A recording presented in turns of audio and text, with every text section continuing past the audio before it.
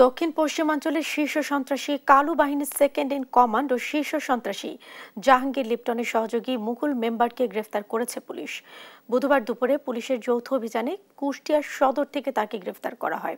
Police জানায়, মুকুল দীর্ঘদিন ধরে কুষ্টিয়া শহরের বিভিন্ন দফতরে আতঙ্ক সৃষ্টির জন্য গোলাগুলি ও নদীপথে ডাকাতি সহ বিভিন্ন অপকর্ম করে আসছিল।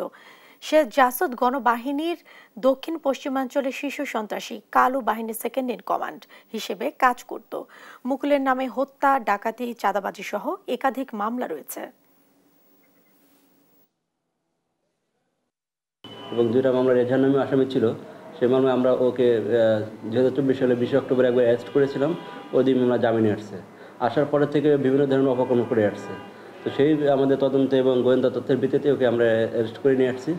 এখন আমরা একটা মামলায় ওর বিরুদ্ধে তদন্তপ্রাপ্ত মামলায় আমরা বিজ্ঞ আদালতে চালান করব। পরবর্তীতে আমরা রিমান্ডে এনে জিজ্ঞাসাবাদে ওর কাছ থেকে আরও তথ্য নিয়ে আমরা সেটা নিয়ে কাজ করব।